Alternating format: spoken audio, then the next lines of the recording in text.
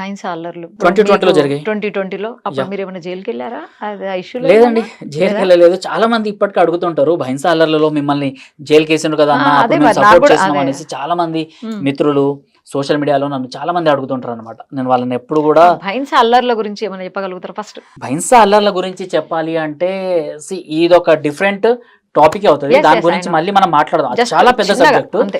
కాకపోతే మెజార్టీ వాళ్ళపైన మైనార్టీస్ చేసిన దాడి, అందులో పాకిస్తాన్ జిందాబాద్ అన్న స్లోగన్స్ ఇవన్నీ రేజ్ అయినాయి కాబట్టి ఆ అల్లర్లలో కొంతమంది ఇళ్ళు కాలిపోయాయి, కొంతమందికి సంబంధించిన ఏవైతే పెద్దగానే వాళ్ళ జరిగాయి కదా బుక్స్ అల్లర్లు? ఇవన్నీ చాలా పెద్దగా జరిగాయి. Mm. ఢిల్లీలో ఏవైతే జరిగాయో రైట్స్ అవునవును. అలానే జరిగాయి అన్నమాట ఇక్కడ కూడా. సో దాంట్లో ఏంటంటే నేను వెళ్ళి అక్కడ రిపోర్టింగ్ చేయడం జరిగింది. ఓకే. నిజంగా మీడియా పట్టించుకొని ఒక సబ్జెక్ట్ ని నేను టచ్ చేయడం జరిగింది అన్నమాట. దానిపైన కొంచెం ఏదైతే అప్పటికి టిఆర్ఎస్ ఉంది ఇక్కడ, సో కేసీఆర్ గారు వాళ్ళని ప్రశ్నించడం జరిగింది అన్నమాట. సో ఆ ప్రశ్నించే దాంట్లో నా పైన మీరు కేసు జైలుకి నమోదైంది. వెళ్ళలేదు, జస్ట్ లేదండి, కేసు నమోదైంది. కానీ సో నాకున్న సోర్స్ ద్వారా, మీకు చెప్పాను కదా కొన్ని Okay. సోర్స్లు ఉన్నాయనేసి, ఆ సోర్స్ ద్వారా ఎవరు వస్తున్నారు, ఎవరు అరెస్ట్ చేయడానికి వస్తున్నారు అన్నది మొత్తం ఈజీగా తెలిసిపోయింది. కాబట్టి ఇంకా కొన్ని టెక్నిక్స్ ఉంటాయి, ఆ టెక్నిక్స్ ప్రకారం చంద్రశేఖర్ ఆజాద్ ఎలా అయితే పక్క నుంచి తప్పించుకున్నారో, సో అలా నేను సేఫ్ గా అయినా అనమాట. ఎందుకంటే నా వాయిస్ నేను వినిపించాలి అంటే సేఫ్ అవ్వాలి. అండ్ అదేంటంటే కోవిడ్ వచ్చే టైం అన్నమాట అది. సో కోవిడ్ అప్పుడే వచ్చింది. నేను ఆ రోజు కనుక నేను జైలుకి వెళ్ళిపోయి ఉంటే మాత్రం ఇంకా కోవిడ్ టైంలో కూడా నేను లోపలే ఉండేవాడిని. సో ఇవన్నీ జరిగేవి అనమాట, బెయిల్ రాకపోవడము ఇవన్నీ జరిగేవి. బట్ దేవుడి దయ వల్ల ధర్మం గెలిచింది అనేసి అనుకుంటాను. భైన్స్ వాళ్ళు ఎవరైతే ఉన్నారో సో వాళ్ళందరికీ పక్కా ఇళ్ళు రావడము, ఆర్ఎస్ఎస్, విహెచ్పి, బజరంగ్ దళ్ వీళ్ళందరూ ముందుకు రావటము, వాళ్ళకి పక్కా ఇళ్ళు నిర్మించి ఇవ్వడము, ఇదంతా జరిగింది. సో ఇందులో నేను ఎక్కడ జైలుకి పోవడం ఆ అంశమే లేదు. కొంతమంది నన్ను సేఫ్ చేశారు, సో నేను సేఫ్ అయ్యా. సేఫ్ అయ్యారు మీరు, అక్కడ జైలుకి వెళ్ళలేదు. ఆల్వేస్ నాకు దేవుడు, నేను ఒక మార్గంలో వెళ్తున్నాను అంటే ఇలా ట్రూ మంచి ఉంది కాబట్టి రూట్స్ అన్నవి ఓపెన్ చేస్తారు అన్నమాట. అదొకటి. ఆర్ఎస్ఎస్ అన్నారు కాబట్టి ఆర్ఎస్ఎస్ లో ఉన్నారా మీరు? ఆర్ఎస్ఎస్ లో నేను, నాది శిశు మందిర్, మీకు స్టార్టింగ్ లో చెప్పాను.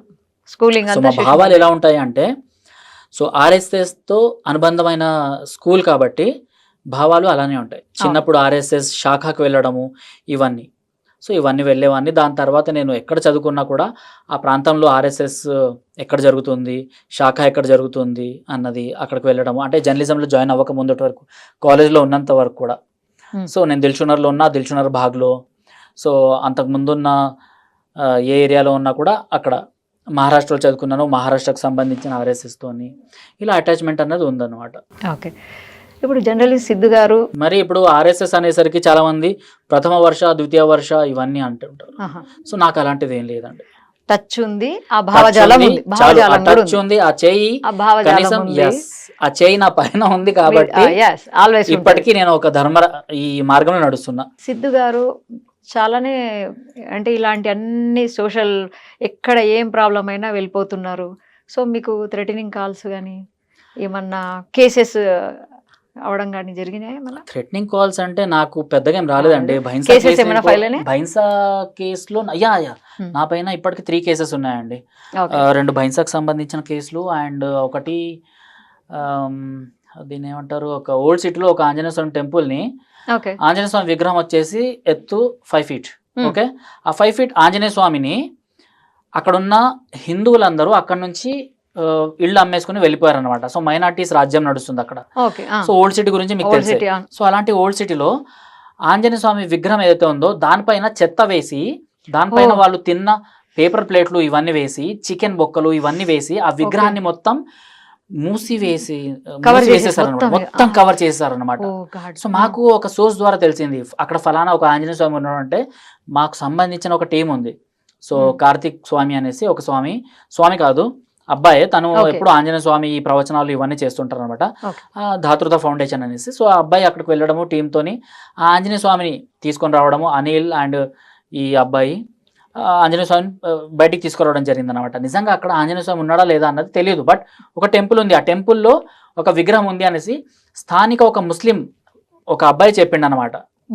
వాళ్ళకు ముస్లిం అబ్బాయి చెప్పిండు, యాపి ఆప్కా మందిరే ఆప్ నై దేఖ్లేరే అని. సో వాళ్ళు అక్కడికి వెళ్ళడము, మా టీం వాళ్ళు వెళ్ళి దాన్ని బయటికి తీయడం.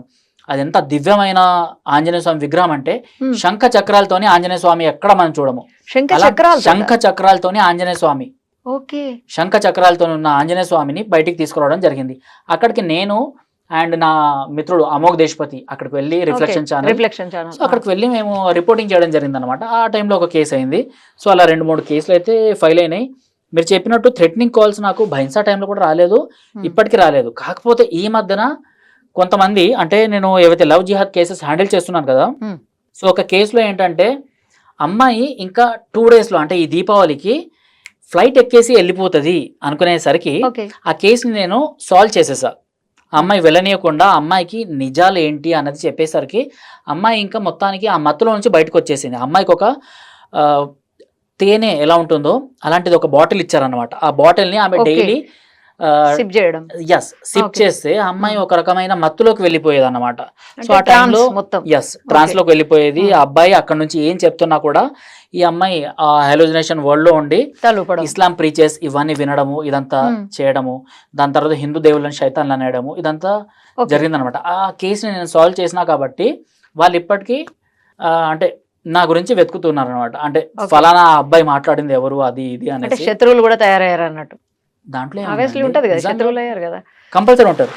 సో ఇప్పుడు మీకు ఇన్ని చేస్తున్నారు, శత్రువులు కూడా తయారవుతున్నారు. శత్రువులాగా వాళ్ళని ఎప్పుడు అట్లా చూడట్లేదు. ఎలా చూస్తున్నారు మరి వాళ్ళను? మీరు వస్తున్నారు, వచ్చిన వాళ్ళకు కూడా నేను ఆన్సర్ ఇచ్చేస్తున్నా అంతే. అక్కడికి అయిపోతుంది, సాల్వ్ అయిపోతుందా? ఈజీగా సాల్వ్ అయిపోతుంది. నాకు శత్రువులు అన్న వాళ్ళు ఎవరు లేరు. మరి ఫ్యామిలీ సపోర్ట్ చాలా చిక్కుకుంటున్నావు ఎందుకు అని. ఇంట్లో చిన్న పిల్ల నేను, అంటే 4 అన్నదమ్ముల్లో నేను తమ్ముడిని, అందరికన్నా చిన్న. సో నాకేంటంటే ఇప్పుడు మనకు ఒకప్పుడు ఒక నినాదం ఉండేది, మీ ఇంట్లో 4 అన్నదమ్ములు ఉంటే 4 పిల్లలు ఉంటే అందులో ఒకరిని దేశం కోసం అంకితం చేసేయండి అనేసి. సో అలా నేనేంటంటే నాకు డబ్బు పిచ్చలేదు, ఇలాంటి వాటి గురించి నేను 15 years నుంచి మీడియాలో ఉన్నాను. కానీ నాకేందంటే ఫలానా ఇంత శాలరీ ఉండాలి అంటే హైక్ కోసం మనం వేరే ఛానల్కి వెళ్ళాలి అనేసి ఇలాంటివన్నీ ఎప్పుడు లేవు. ఎక్కడ ఉన్నా కూడా అక్కడ నాకు దొరికిన గురువుల వల్ల సో నేను వాళ్ళతో పాటు వర్క్ చేయడము, వాళ్ళు ఉన్న రోజులు అక్కడ వర్క్ చేయడము, పక్కకు వచ్చేయడం, ఇదే జరిగింది. సో అలా నాకు ఫ్యామిలీ సపోర్టు ఇదంతా. వైఫ్ సపోర్ట్ ఎట్లుంది? ఎందుకు గొడవలు వెళ్తావు, ఎందుకు ఇక్కడ ఏమైనా లవ్ జిహాద్ కేసెస్ అంటే ఏ నైట్ అన్నా రావచ్చు. ఓ నైస్, ఓకే. ఇద్దరేనా అయితే? ఓకే, తను కూడా హ్యాండిల్ చేస్తుంది. ఆ సపోర్ట్ ఉంది అండ్ నాకు ఫ్యామిలీ సపోర్ట్ ఉంది.